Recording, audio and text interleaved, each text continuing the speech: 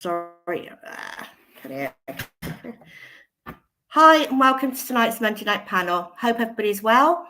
I will bring Vic on straight away because we just want to go through some information. Hi, Chris. How are you? Hello. Hello. Welcome to a very Good. wet Devon at the moment. Good. It's chucking it down. But never mind. There we go. Yes. Lots of information for you. So, right. So we'll start with Kevin Morris's raffle on Saturday. Thank you very much, everybody who bought tickets. Caroline Lane at the club has contacted majority of the winners. We have 9 numbers we're going to put along the screen in the moment who will be contacted within the next couple of days. So I will do that in a moment. And Vic, what have you got to say? SAS Travel News, they're full for Cheltenham on Saturday. That leaves the county ground at 11:30, of course, earlier than they thought because of the roadworks on the A419. And they've got still spaces left for Salford, which is the 22nd of October, a Tuesday night, of course. That leaves the county ground at 1 o'clock in the afternoon. It's £28 for members, £30 for non-members. So still spaces left for Salford on the 22nd of October. And well done to not well done. They got beaten, didn't they? The Academy Under-18s lost 3-2 to Pompey in the Professional Development League Cup on Saturday. George Alston and Botan Amin got the goals for Swindon. And the ladies yesterday, Bristol Rovers won, Swindon Town won. Libby Davis got the Town's goal. Rovers level in injury time, right at the death. So a point for them after their tremendous start to the season. So that's the early information I've got. And I think we should also mention the fact that the great Johan Neyskens left us today at the age of 73, a member of that great Dutch side of 1974-78 that should have won the World Cup, along with Johan Cruyff. Sad to see that news. What a player, what a team. Yeah, very sad. Okay, so we've got loads of people on tonight, but should we bring everybody on, Vic, and then you can talk to Paul about Kevin? So hello, everyone. Mark. Hi, Mark. Bring on Rob. Hi, evening. Making his debut tonight, Sam Morshead. Yeah. Evening, everyone. Evening. We've got Andrew. Mr. We've Horse. got Anna. Hello. And Mr. Bowden. Evening. There we go. Okay, I'm going to leave you and I will see you shortly. Thanks, Chris. We'll get into the game, of course, on Saturday very shortly. But, Paul, I wanted to mention to you because I was quite honoured on Saturday to talk to Sarah, who was Kevin Morris's daughter on the pitch, along with you before kickoff on Saturday. You, of course, knew Kevin well. It's the anniversary of his death coming up this week, along with World Mental Health Day. You knew him well. What sort of person was Kevin Morris? Well, he was a fantastic character, fantastic personality, and of course, a very good physio in his time. When I first came to the club, first time you meet him, he's immaculate, not a hair out of place, shirt and tie when he's treating you. I mean, his professionalism, his timekeeping, everything about Kev, from the morning he came in till the evening when he left, absolute pleasure to work with. And yeah, I mean, it was such a shock when it happened, but he was such a charismatic man. We had wonderful times. We had great success from the sort of late 80s. I mean, Kev was in a little bit earlier military background, where so respectful, discipline in his previous role, and obviously he brought that into the football club. And but just a wonderful man. If you ever spent with him socially, my favourite pastime was playing the spoons and the old washboard, and he loved a few Irish songs. An absolute pleasure to be with. We had many trips abroad, and Kev was always at the front, entertaining everybody else. And incredibly sad, when we heard of his passing some 30 years ago. So he's looking on us, as Sarah said on Saturday. It's a shame they're not great times at the moment, but just to see him around would perhaps give everybody a lift, which is what we need at the moment. Certainly do. It's a pleasure to know him for a few years. And of course, he you know, when he was physio under Lou, Ozzy, and Glenn. Incredible, really. And he treated me for a knee injury once. He was very kind about that. Sam, I know you're a little bit past, but as a reporter, you must have heard tales of Kevin Morris. Yeah, absolutely. I've been speaking to a few people recently for a piece for the Moonraker this week to mark the anniversary, and the stories that come back about Kevin are universally the same. I mean, Paul has mentioned that the spoons, which everyone has brought up, also how sharp a dresser he was, obviously the white hair, how he loved to have a lot of fun with Eddie Buckley, and how they were sort of known as a Laurel and Hardy duo for the many years that they worked together in the back room, and how he was sort of the soul of the club for such a long period of time. And speaking to one of his friends today, actually, was talking about how not having quite as many of those characters in the club today is potentially one of the reasons why some of the fans, or many of the fans, feel a sense of detachment from the Swindon that they knew compared to the Swindon that they know.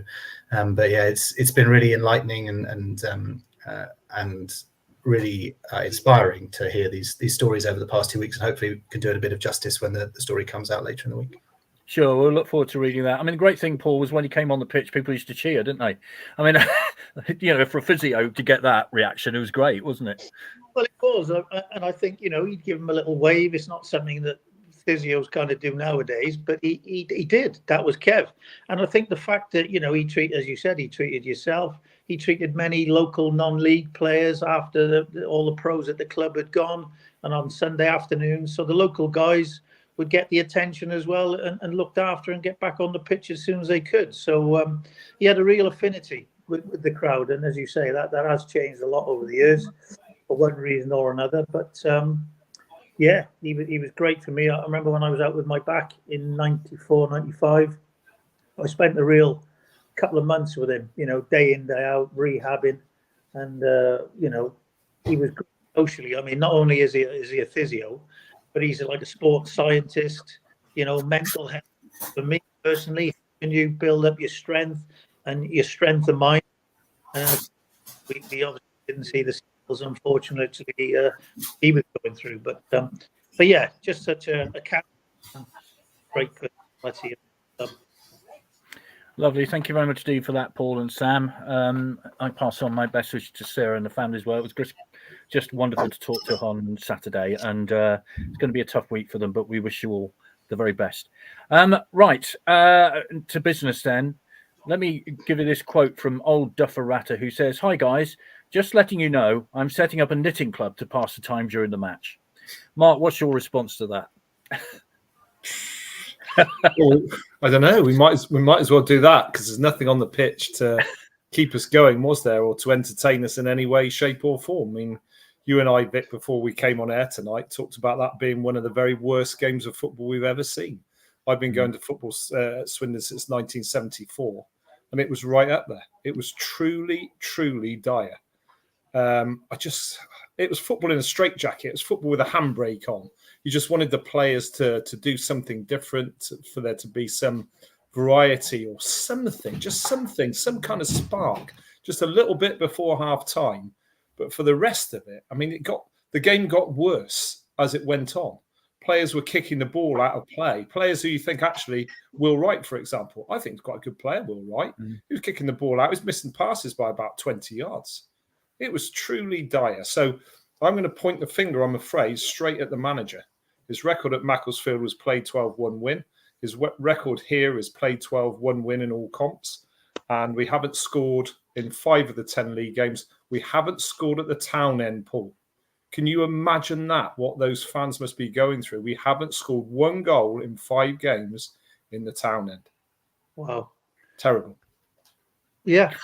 That's an incredible statistic. I hadn't thought about that, but you're absolutely right. What did you say about that, Paul? That's an extraordinary statistic.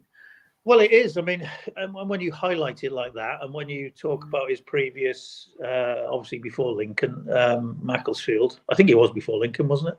Yeah, I think so. So you listen, we all gauge managers by either how the team plays or by the results predominantly.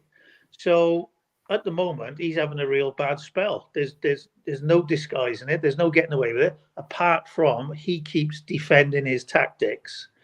and saying that the players are doing well. He's got good enough players.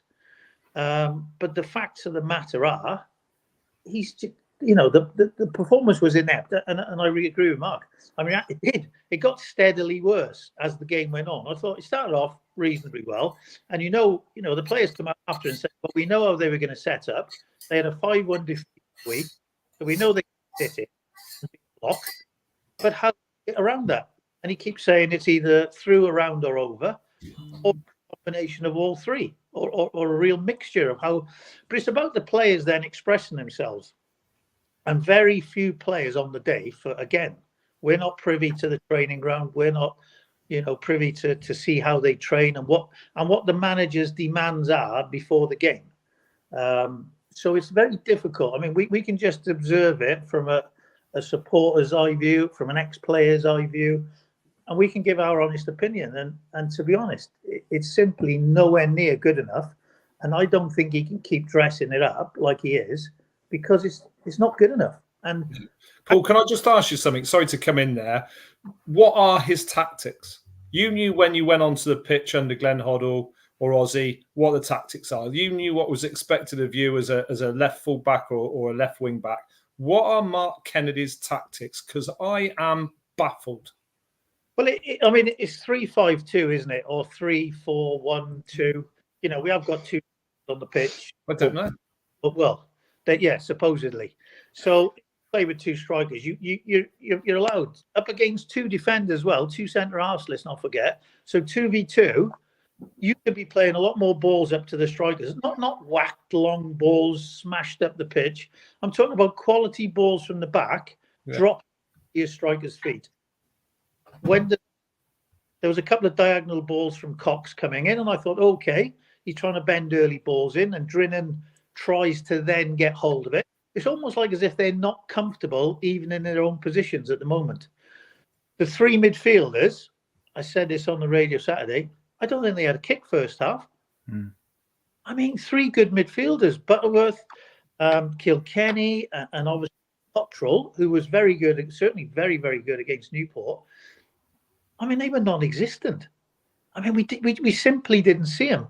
It was a shame the big Tishmanga got injured early, because, again, he's a real threat with his power, and he backs in and he holds the ball up, and then he can get support off him, runners off him. But once he went off, I mean, obviously the Glatzel who comes on, he's slightly different. He can link the play. But when you link it and you drop into a pocket, you should be receiving it on the half turn. So when you receive it in between the lines, your first thought then is not to go all the way back or square. Can you get a half turn in if the centre half hasn't tracked you, and drive at the back defenders and then create overloads? But what we're doing at the moment, the ball comes in and it doesn't stick very well. And it either bounces back or you end up playing it back under pressure, and you're just retreating rather than advancing up the pitch and finding these pockets. There was one really good move first half, just before half time, when Will Wright broke through the middle of the pitch and the two centre half split, or they ended up creating space down the middle, and Cottrell made a really good run towards the edge of the box, and he just took a little bit too long to get his shot away. Two defenders, they got back and got a block on it. And when you look at it, the two teams, they always had the desire, should we get into them advanced areas, to harrogate defenders. I mean, wow, they got blocks in, they put their bodies on the line, they won their headers, and they enjoyed the defensive side because they knew they were going to have to do that a little bit on Saturday. But we are just a little bit devoid. Wing backs, your job, yes, to defend, but you've got to be like a winger, advancing into the final third and getting good goal-scoring opportunity, crosses into the box. Midfield three, one sit, two attack, or two sit, make sure there's at least one attack in, two strikers, one short, one long. When do we have a clip of ball over the top and a striker runs onto it? If we're talking about playing balls over the top, just a quality ball to stretch the opposition. So, sorry. Yeah, there's loads of comments coming in, which I'll get to very shortly. We seem to have lost Sam for a moment. Hopefully we'll get Sam back very shortly. And actually, Sean has sort of messaged in to say 2 or 3 times we had a player in loads of space in attack. What did we do? Turned and switched play opposite direction. Sam's just come back to us. We'll get to you in a moment, Sam. Just do Rob first because, goodness me, Rob, we were sitting up there. You didn't play Word on your phone, I don't think, did you, on Saturday? But you must have been pretty close. Well, I couldn't believe what I was watching, Vic. I think that's probably the reason why, because I didn't deserve to enjoy anything. If that's clearly I'd done something very, very wrong, hadn't I? Because every one of us had. I cannot believe the substandard level of football that we had to witness on Saturday. That was truly appalling. There's no two ways around it. And we can dress it up in whichever way we want. Harrogate did defend well. We can dress it up that we could have played differently. The facts of the matter are there's no pace in that team, or they don't play with pace. Mark summed it up perfectly. None of us have a clue what tactics are being used by the manager. Not the faintest idea. And I did say to you, if that is two professional sides in the 4th division of English football, heaven help the rest of English football, because that truly was a horrendous game of football to watch. And I was struggling for superlatives to say how bad it was. I have to say that's about as good as I can get, because it truly was a shambles, an absolute shambles. And quite frankly, if I'd have been in charge of a team like that played like that, I would never, ever try and defend them when I come out afterwards. Because if you're trying to defend them, you're trying to defend your own tactics. And he cannot have a defence based on that performance. I would have had him out the door 5 o'clock on Saturday. Sam, are you back with us, Sam? Well, he's sort of half with us. Let's put it like that. Can you hear us, Sam? Obviously, he's having trouble with his computer at the moment. We'll get to him very shortly. Mr. Hawes, what are your thoughts? It was not the spectacle that God put us on this great earth for, was it? No, I mean that was just a struggle. It felt like a game played at an incredibly slow pace. Really, I think we were just waiting for Swindon to try and sort of wind it up a little bit, but the game kind of meandered on. I think stats are a bit of a sort of object non grata at the moment, but Harrogate had more second half shots than Swindon did, so that kind of tells you the level of attacking threat, really. And it does feel like a bit of a theme. But isolated matches, it was good at Newport. It was better against Tranmere in terms of the chances created. That's the big thing that worries me is, are we creating enough chances and enough quality chances, especially inside the box, to score goals? Because it doesn't look like it, and the various numbers kind of back that up. So that I think the game sort of plays into that underlying theme, as well as perhaps it illustrating deteriorating confidence as well. Well, lots of comments coming in. Sam's obviously having trouble with his computer. We'll bear with him. Hi, Daniel. There's never any width. The centre halves have no one to pass to. Drennan isn't well, he is a professional footballer and a striker. There are difficult to read comments out like that, because the thing is, Anna, we all get frustrated, but the one thing we don't like is abuse, and there's a lot of that going on. And I'm going to say this now: you can boo, happy with that, but abuse is not good, is it? Yeah, I mean, fans are simple folks, and they say what they see, but there's a line that you shouldn't be crossing, either at the game or on social media. And I know we've seen this at the end of games as well, where it's the amount of the vitriol that is spouted at the players is just unacceptable, really. And Sam, I know, has written a piece about the abuse that the trust members have also received. It's not acceptable. Whatever the position on the pitch and whatever's happening, that's just a line that doesn't need crossing. Everyone's frustrated. Mark and I had a challenging conversation, let's say, with a couple of people, not this game, the Carlisle home game, where we were trying to put the other side of not abusing the players all the time. But the ultimate problem is what you're seeing on the pitch. And the performance Saturday was so even worse than you might have expected, so below par, so inexplicably bad, given the personnel that are available. I don't buy the line that we haven't got the players. If you look at Kilkenny and his performance against Newport, we thought, crikey, who is this player? Why has he come down to League Two? and he was essentially not in the game at all. I think he came into it a little bit more in the second half. So I agree with Paul's observation that the midfield was largely bypassed on Saturday, when you've actually got some hardworking and some creative players there. Kilkenny was, on the ball against Newport. He was dictating the play against Newport. He was running the midfield. Just basically absent for large shares of the game on Saturday, and I don't see that was particularly his fault. The pace was pedestrian. I know that Harrogate pushed up quite high on our wing backs. So Sabawale and McGregor and whoever it was on the other side, I can't remember. They were hemmed back a little bit, but there were opportunities, multiple opportunities to take a little bit of a risk. As you said, do a half turn, take the man on. But I think 90% of the time the ball was going back, and that's frustrating for everybody. And to kind of for Kennedy to come out after that and defend the performance, or to put his point of view across that he thought it was down to the pitch or down to the way Harrogate played, which okay, they came to defend, but you've got to be able to challenge that. You've got to show that you are better than that. You've got to move the ball more quickly. You've got to look for those runs, and there were runs happening, but those players weren't getting picked out by passes because the ball was too busy going back. And the normally around the 85-minute mark in this kind of game, Mark, I can hear from behind Mark saying, "Sucker punch coming up." And he didn't say that this time, and the reason being that Harrogate were just too poor.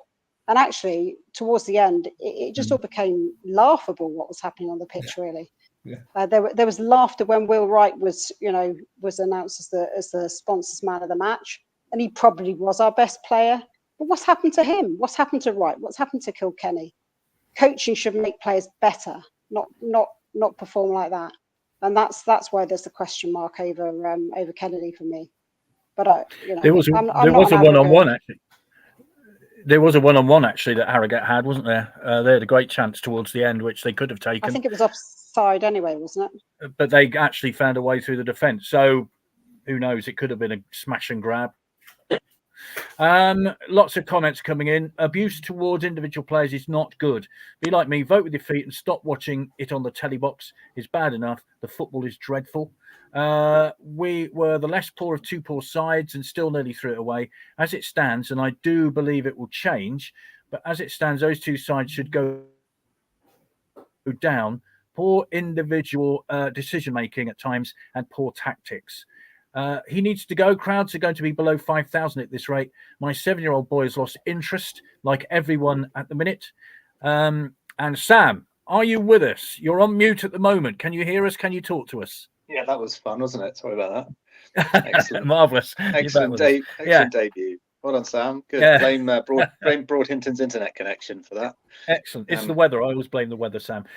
You've written a piece today about the statistics, what are needed to get anywhere near the playoffs. Now, we're at the moment 2 points off the bottom two places, 8 points off the playoff places, which doesn't sound a lot. But when you've only got 8 points all season from 10 games, it is a lot. 11 points off the automatic places. So the figures are telling quite a tough season ahead, I think. Yeah, so if they want to reach the playoffs, which the 10-year average is about 73 points, they need to go at 1.8 a game for the whole of the rest of the season. Now, if you go at 1.8 a game over the whole season, in 21, 22 and 22, 23, it would have been automatic promotion. And in 2020, 21, you won the title in League Two. So if any of us realistically think that's going to happen now over the next 36 games, then I would love a sip of that drink, but it won't. So I think that the faster that the external communication gets towards acknowledging the severity of the situation and the concern of the supporters and how this season and the subsequent season before it relate to the club's history and fans who have watched them in those teams under Makari, Ardiles and Hoddle, then the better really, because I think that there is an increasing tide of supporters who are voting with their feet, both because of performances, but also in the way that they're being treated in terms of their emotional and footballing intelligence when they compare their own perspectives against what's being told to them. That doesn't mean to say that Kennedy can't sort out what's going on now, he may well be able to. They may well have an upturn in results, but it's not going to be a promotion run this year. And so it may as well face the reality of that. And the sooner that the club does it as a whole, the quicker they can gather at least some supporters back on side and maybe make the environment at the county ground and in away matches something where those younger players, the development players, can actually develop and enjoy their work. Because otherwise, it's only October the 7th. It's going to be a very, very long and very, very difficult few months. Can I just say, on, Vic, Anna. sorry, that there's absolutely no sign of this happening, right? Is there? You know, the fans forum that happened at the end of August, when they were all lined up at the front saying, you know, we're going to get promotion, we're going to get promotion. There's absolutely no credibility to anything anyone at the club is saying. It's not just Kennedy. We'll just observe that, and we can move on. I think that's a big. Might come back to that later. It's a big outbound communications issue there, and I think that there needs to be an understanding with the club that the communications takes multiple forms. One is volume, obviously, but one is what's actually within it, and the message that they're sending, either very explicitly with their words or over time with the number of statements that, whether or not they stack up, make sense next to each other. Unfortunately, at the moment, whilst their volume of communications is better, they're still not stacking up over time, and they also don't make sense to a lot of people. And a lot of people are looking at it going, do you think that I'm an idiot? Do you think that I'm a fool? And that is not a way that you're going to get a club to come together again. And there needs to be an acknowledgement of the situation the club is in from top to bottom. And it's not just the playing side of things. There must be some concern at the moment about the cash flow situation, given that they're 2,000 fans per game down. And there has to be an acknowledgement of what the realities are, and not try and talk fans into believing that things are going to be better when they're not. And I think that reality needs to be properly portrayed from the club to the fans, because otherwise the fans will just make their own versions of what's going on, which is obviously pretty negative. Paul, you know, Sam was talking about going on a run. Now, we all as fans hope they're going to go on a run and win the next 10 games. Obviously, that's, as fans, that's what you hope for. But how difficult is that to do? Well, I think as the games go by and there's less and less wins coming into the team, into the club, then the confidence is going to diminish as well, isn't it? And without confidence, you're definitely not going to see the players playing to the maximum of their ability. So it's a bit of a chicken and egg. I mean, it can change quite quickly. I mean, something could spark, you know, a win from somewhere. Cheltenham away, local derby. You know, we never quite know how the local derbies are going to finish. So let's try and be positive and let's say get tomorrow's game out of the way, obviously, and look forward to Saturday. Local derby, anything can happen. Mike Flynn, you know, the opposition manager. Let's go and get a win there. Let's, you know, a 1-0 win, 2-0 win. But just something that we can start believing again, because at the moment it is quite dire. And I think we've all got pretty much exactly the same mindsets of having seen Saturday's performance, which was just so poor. You know, people pay good money, you know, families, children, you know, their mums and dads going to games with their kids. I mean, it's not cheap, is it? It's an expensive weekend. You look forward to it all week. You build up yourselves. You want to see a nice positive performance. And that's not entertainment, you know. If they're disguising that as entertainment, well, they're miles off. They are miles off. Well, let's have a look at the bottom of the table. Rob was putting his head in his hands when you mentioned Cheltenham, because he has work colleagues there and he gets tremendous abuse whenever Swindon don't win at Wadden Road, which they've never done, I don't believe. Always when we go to Wadden Road, Vic. Always. Yes, always. Well, I remember one memorable cup tie when we'd scored within and thought we'd won it. And 92nd and a half minute to concede in the 94th and a half. Yes, I remember it well, because I turned to you and said, we're going to win at Cheltenham. And you went, hang on a minute. Oh, okay. Well, fair enough. Right, Swindon Town in 21st place, played 10, points 8, goal difference -4. Carlisle in 22nd, 10 played, 7 points, 9, -9 as the goal difference. Below the dreaded dotted line, Accrington Stanley, who beat Morecambe on Saturday, played 9, 0.6, -8 goal difference. And then come Morecambe, They've got 4 points, so they're in real trouble. Play 10 -6. Now, looking at the foot of that table, Mark, I've got a note here which says, I'm going to try and find it again. There's so many of them come in. So thank you very much, Steve, for your comments. Are there still fans who still believe this is from Darren, believe Town is still good to go down, too good to go down? Ask Bristol Rovers, Oxford United, oh God, I said it, I can't believe it. Luton Town, Notts County, etc. This club is hurling into oblivion, soon to be under the 6,000. You're never too good to go down, are you? No, absolutely not. I mean, I would go further. I like what Paul was saying. You know, you can turn it around. Paul knows that from his own time as a player. Will we turn it around? I think we're all sitting here feeling really rather doubtful about that, aren't we? Given the performances and the fact that we haven't scored in 5 out of 10 league games, and 2 of the league games that we did score in, one was an own goal and the other was against a non-goalkeeper. So we've actually only scored in 3 league games, really, out of 10. And that's just truly dire. So, yes, we could turn it around. Do I think we're going to turn it around under Mark Kennedy? No, I don't. So how long do you give the guy before you pull the plug? I'd be doing that sooner rather than later, to be perfectly honest. You know, because I think, going back to your comment from the caller, the future of this football club is at stake here. Let's not beat around the bush about this. If we go down to the National League, which is a very real possibility, some people say, oh, we'll bounce back up. Is that really going to be the case? Wrexham were down in the National League for 15 years until Hollywood came along. Right, so let's not beat about the bush about this. We've got 8 points from 10 league games. Can we turn it around? Yes. Will we turn it around? I think we're all very, very dubious about that indeed. Right, let's go through the fixtures, Rob. Office 6 Bristol Rovers in the EFL Trophy tomorrow. I think the mark is 644 for the lowest attendance. So we'll see if that's beaten tomorrow. EFL Trophy kickoff at 7 o'clock.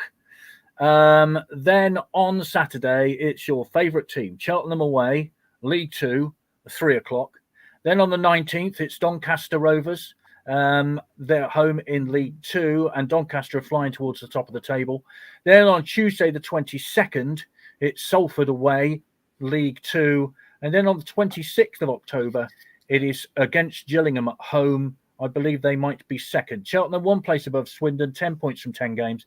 Doncaster, 4th, 19 points from 10. Salford, 15th, 12 points from 9. Gillingham, 2nd, 19 points from 10. That's quite a run of fixtures. Thanks, Vic.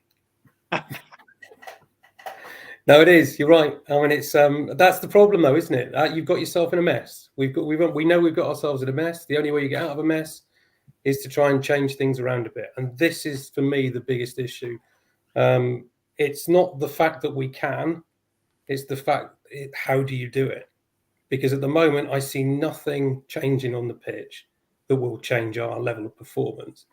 The last 4 games post Newport, the only point we've picked up is because somebody else scored for us. It's not because we did it ourselves.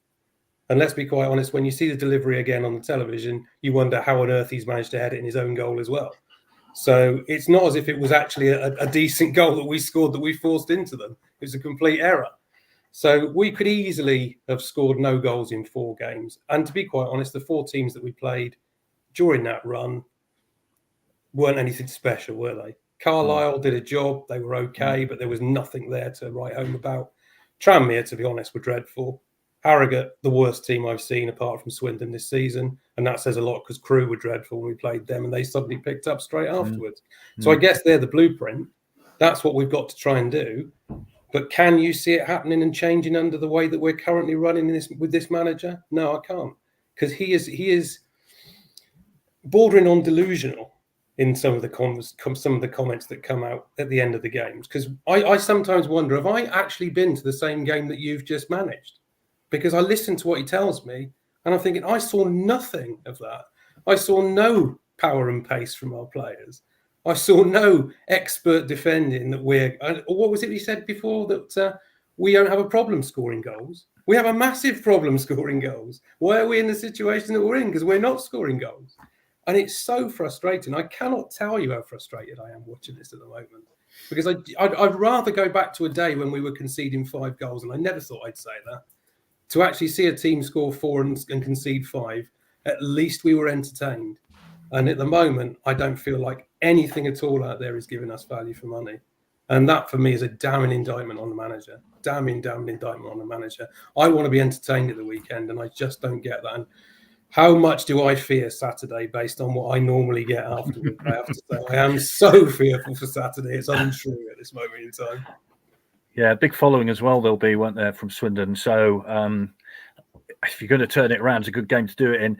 Here's a question for you, Andrew. It's because of what happens on Saturday. This is from Phil. Why is Candidate allowed to get away with not turning up for the after-match interview until after 6 p.m. when the BBC are off there? Seems a bit of an insult to the fans. Now, I well remember Lou Macquarie not coming out till midnight after they got beaten by Blackpool 6-2 at home, and we hung around.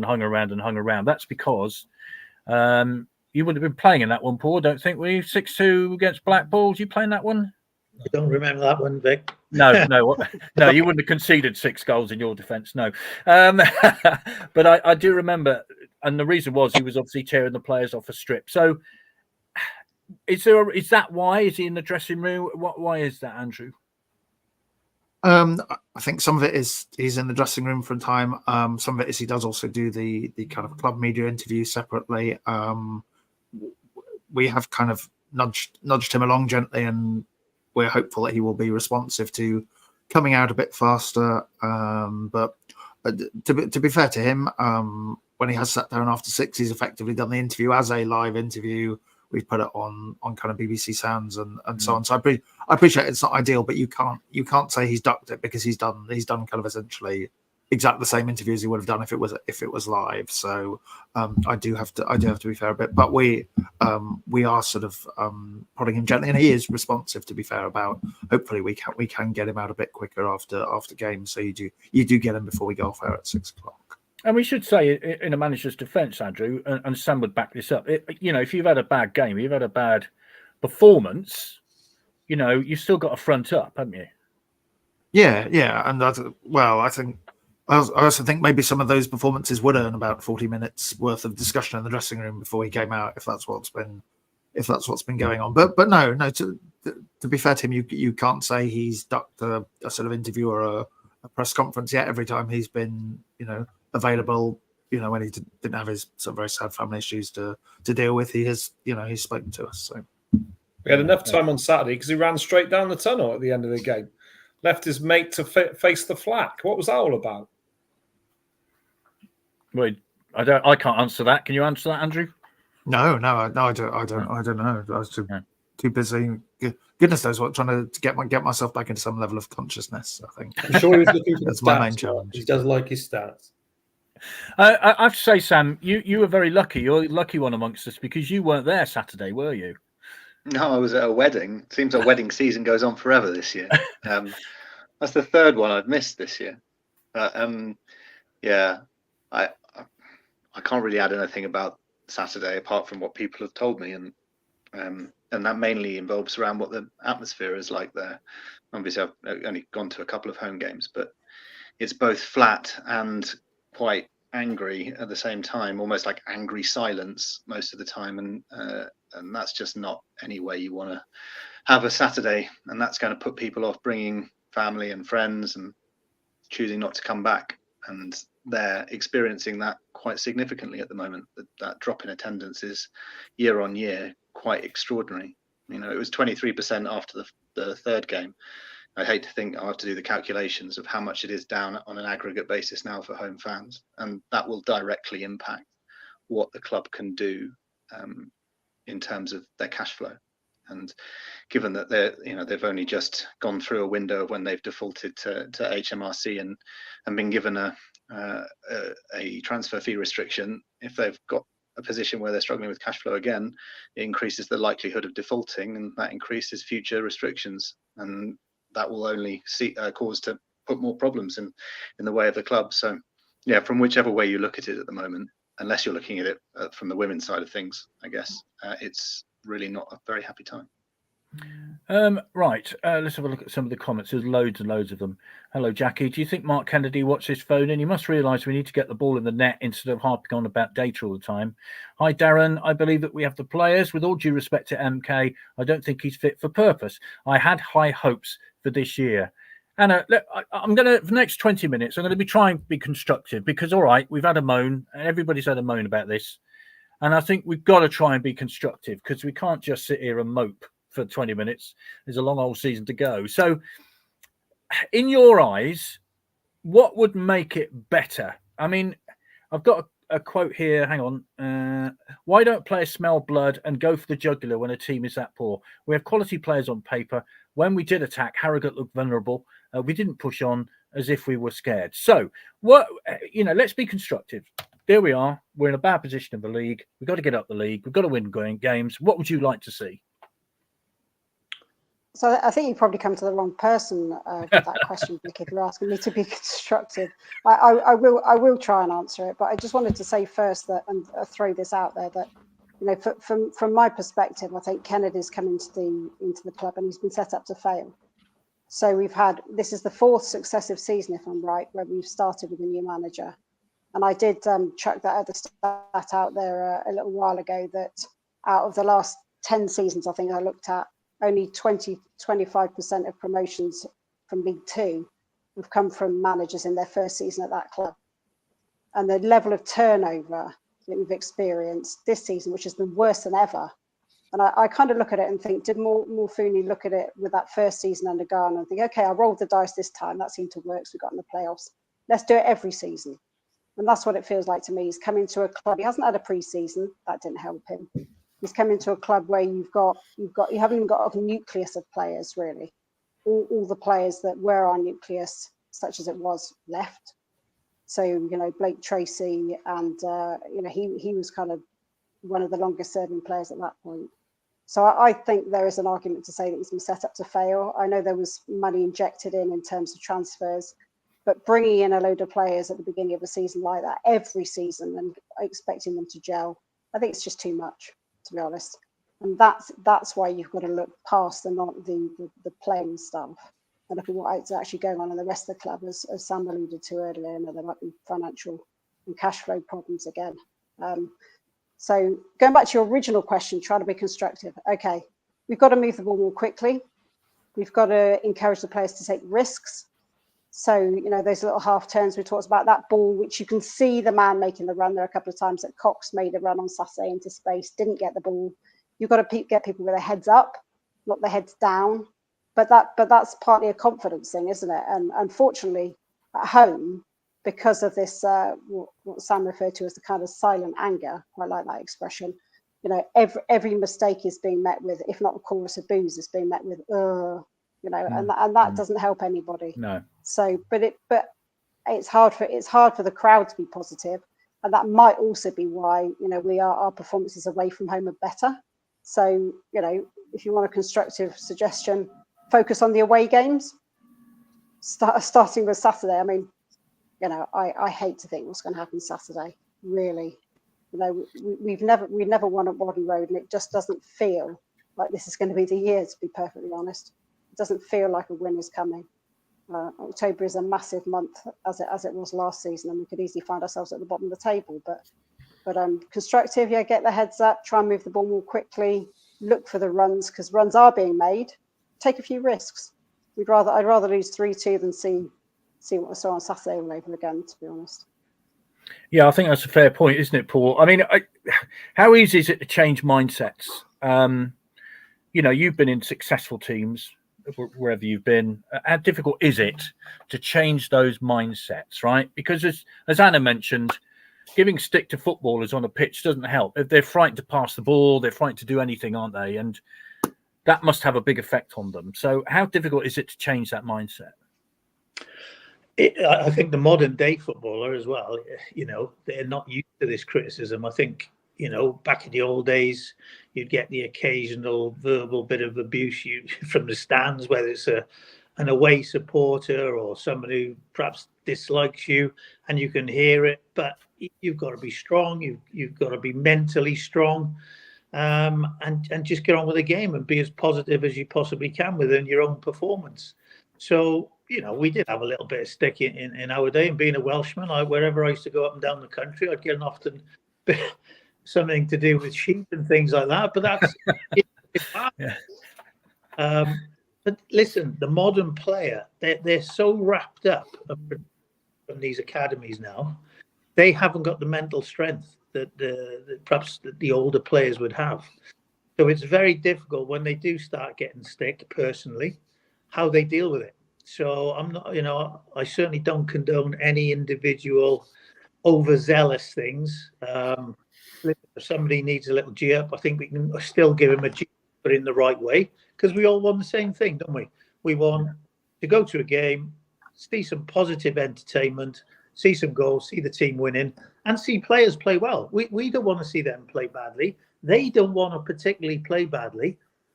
The instructions they're given, is that getting the best out of them? Are they being held back to what their normal? When we recruited all these players in the summer, they're players hand-selected, most of them, to do a certain job for the team, in and out of possession. Are they doing that? Is the manager now asking them to do different things to why we signed them? You don't buy a player with certain attributes and then try and change him within 3 months to do something else. You buy a player who's good at something, enhance what he's good at, and improve the areas that need to be improved on. That's simple for me. So do we look at the recruitment? Are these players fitting in as well as they should to the system that the manager wants to impose?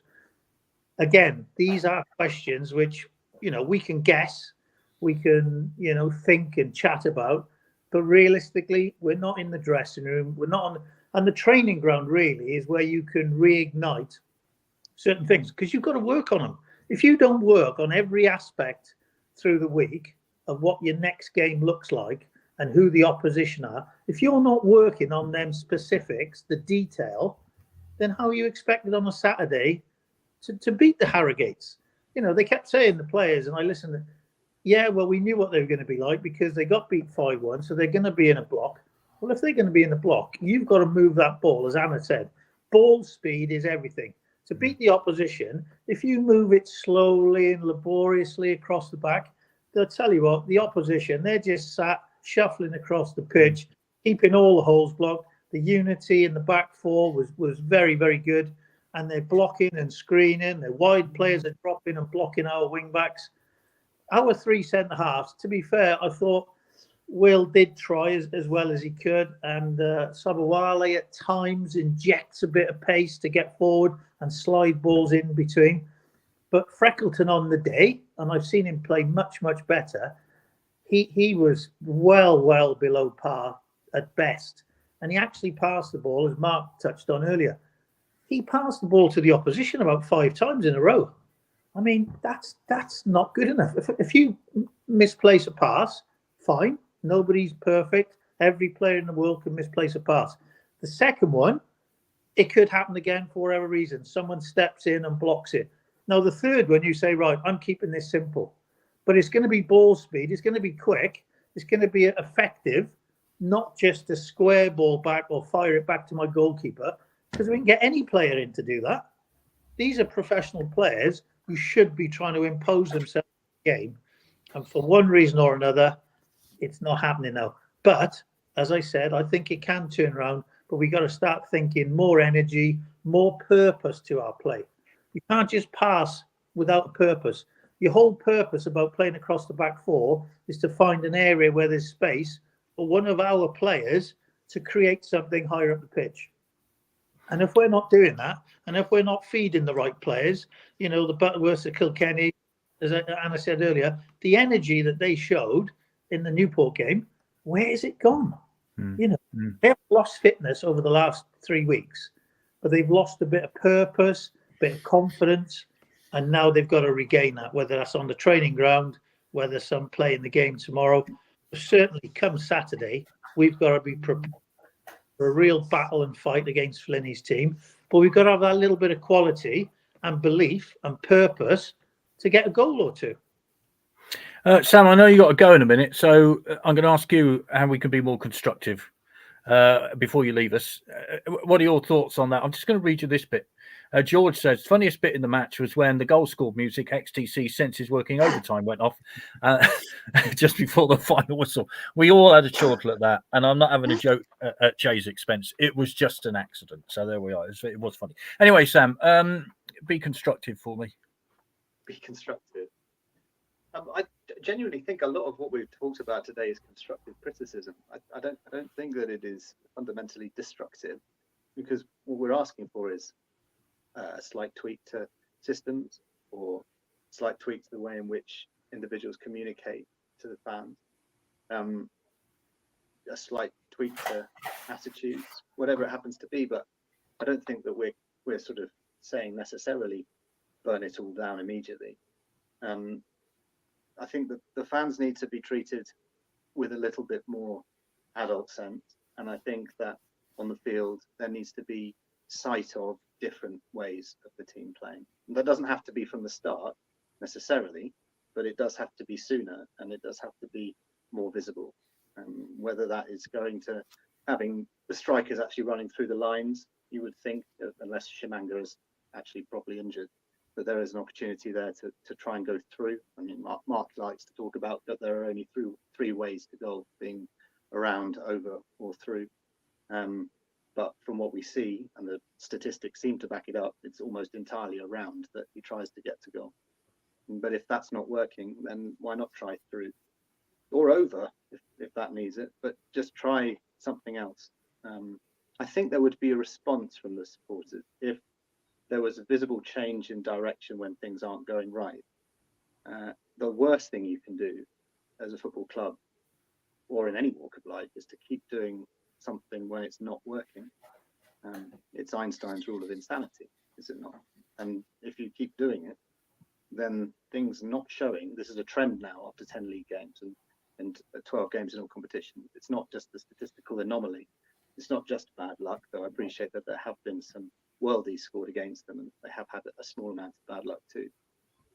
After 12 games, a man who has stats in his focus must recognise a trend and must do something to change a trend. And even if they're small little tweaks that might make a difference in what the fans perceive he's trying to do, then that may be a way of winning them round. Otherwise, I fear that he's going to lose a lot of the crowd. Sam, thank you very much, dear. I know you got to go, and I know the internet's not great in Broad Hinton. Get it fixed for next time when you're on. And now we're I apologise for that. Let's try again sometime. Hey. Yeah, we will indeed. Lovely to have you on. Thanks very much indeed, Sam. Good to see you. Thank you. Thank you. Bye, guys. Bye. Bye, Sam. Sam, with the Moonraker, which is out now. The Moonraker website, which is always worth a very good read. Mark, be constructive for me. By the way, Paul Bodin's getting lots of votes for the next manager. I love Paul Bodin's passion. He also makes so much sense. What a manager he would be. We'll ask him before he goes whether he wants to be a manager again. Okay, I'll be constructive. Okay, Yeah. We've got a couple of decent wing backs, I reckon, in Cox and the young lad McGregor. Get the ball wide, simplify the play, stop talking about 6s, 8s, box entries, blah-de-blah, drivel. Get the ball wide, get the ball into the box. Okay, picture the scene, those of you who can remember, and 5, maybe Paul, you won't remember this. Dave Hockaday galloping down the right, crosses the ball to Dave Bamber's head, right? And we're playing Chester in February 1986, and we beat Chester 4-2, and we were promoted from the 4th division. That football was exciting, it was dynamic, it was energetic, it wasn't complicated. Get the ball wide, get into wide areas, get the ball in the box, score goals. Stop messing about, stop giving us drivel at the end of games. We don't want to listen to that. We want to be entertained. We want a team that goes forward and not back. How many times did our goalkeeper touch the ball on Saturday from back passes? I lost count. So simplify the play, get it wide, get balls into the box, score goals. Simple. Simple as that, Rob. I mean, those of us who remember that season, it was simple football, wasn't it? And, effective football. Kevin says fans expect nothing less than 100% effort. What Paul was saying, and no player goes on the pitch without wanting to give 100% effort, and they are trying. You can see footballers run around, they work hard, etc., etc. It just ain't working. So be constructive for me. Tactics need to change. That's the thing that needs to be constructive. If it was me, 4-2-3-1 on Saturday. If Harry Smith's fit, stick him up top. Freckleton needs to be taken out as a manager's decision, not as a player's decision, as a manager's decision. He should have been taken out after Port Vale. I'm not criticising him in any way, shape or form, but he clearly had issues at the end of that game. And you don't just fix those issues by coming out and playing again on the Tuesday night and playing again on the Saturday. Needs a break, needs to come out. 4-2-3-1, get off the ball back in that side where he should have been since the start of the season. He should never have been dropped. He should be in that central defensive midfield place alongside Kilkenny, who can pass the ball. We have got enough. We've got an abundance of attacking midfield players that any one of those three you could pick. I appreciate Cottrell's out of the game on Saturday, which won't harp our cause too much, but we've still got enough up there to get up and support and get on and beyond Harry Smith. But above all else, and I think everybody's mentioned it on this panel, play quicker football. Don't just go backwards and sideways. Move quickly, move on the half turn. Just make sure you play football the way football is supposed to be played. Use your big man, make use of him, then play off him. And that's what we haven't done. The balls forward haven't been good enough when Smith was in the team for him to do anything with it. Crossing balls into the box for Smith is fine if he's going to be in the box. But for me at the moment, we're not getting enough time and energy. And he may not have enough energy if he's been ill for a couple of weeks. We may not be able to use him in that same way. Without Shamanga, if we don't have Shamanga, we don't have Smith, we have a bit of a problem because I'm not sure Drilling can play that role on his own. But for me, Offerball has to start on Saturday. And if he does, I genuinely think we'll see an upturn in form because I think he is at least one of the key missing links in our side. Yeah, he clearly loves the club. I think he really wants to do well at Swindon. There's no question about that. Daniel's given me a positive. Third kit's nice. I haven't quite got it yet, but it's sort of black with pink stripes and that kind of stuff. It is very pleasant. So there you go. So Mr. Horsby, positive for me, please. Okay, right. Let's have a think here. I would say, and don't throw fruit at me. The goals, by and large, we've conceded in recent games have generally been sort of through bad kind of individual mistakes, especially from set pieces, rather than really getting opened up. So if you perhaps think back to the kind of Chesterfield game and so on, the team looked pretty organised there. It looked pretty difficult to break down. So maybe that's something that broadly we can kind of build on, and then hope we find goals from somewhere. And I think I did ask Mark Kennedy today what he could do in terms of, trying to get more fans back on side other than wins. And he did kind of say probably wins. So perhaps there has to be some greater acknowledgement even within that, the bounds of the manager interview, where the manager will broadly defend his players. You will talk out the positive aspects. You will talk down the negative aspects. We all get that, but some kind of broader acknowledgement that results of more indicative performances than he might like to believe would help, I think. Aggressive direct play, says Aaron. Darren. Every cross directed goal bound, left footer on the right footer on the left. Club shop logos look good, says Kevin. And I have to say they do. They've done I know they got a lot of stick over that, but it looks smart. I'll come back to you in a minute, Anna, but I want to ask Paul Bowden that question. Do you want to be a manager again at any point?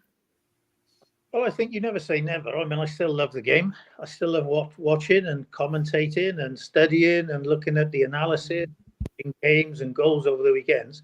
So my love for football is still there.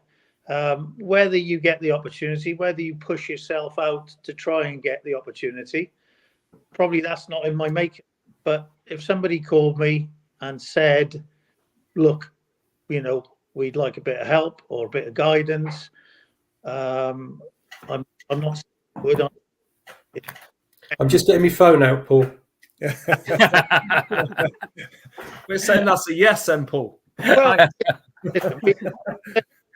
our manager, right? He's in charge. Yeah. The manager, he's been in for 3 or 4 months. He's recruited an awful lot of players from various places around the country. It is taking a while to settle, but everybody wants the instant world we live in now. They should be playing as well as they should after a week's training. Well, that doesn't happen. We don't know what their living accommodations like. Are they in hotels? Are they living in digs with too many players? Are they, what are they up to? Are they resting and recovering? So there's all these anomalies. They should have settled by now, saying that. And it's up to the manager simply to get the best out of his players. Is he doing that at the moment? No, he's not.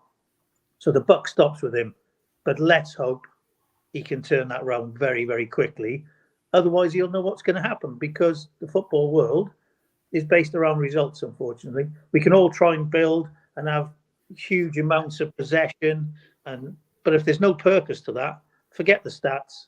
It's about ball in the back of the net, and we're simply not doing that enough either.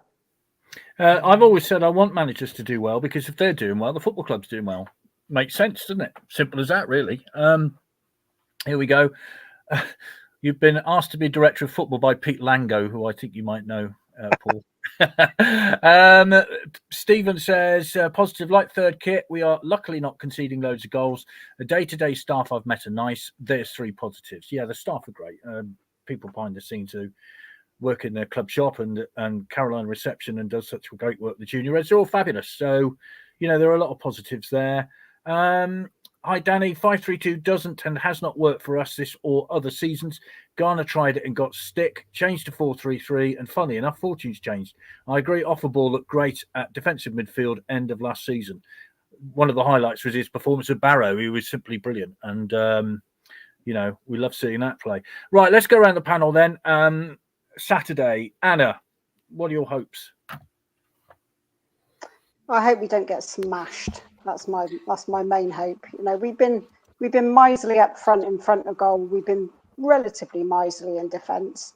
I'd honestly hate to see another dismal 0-0 like Saturday, but I fear getting smashed more than I fear that.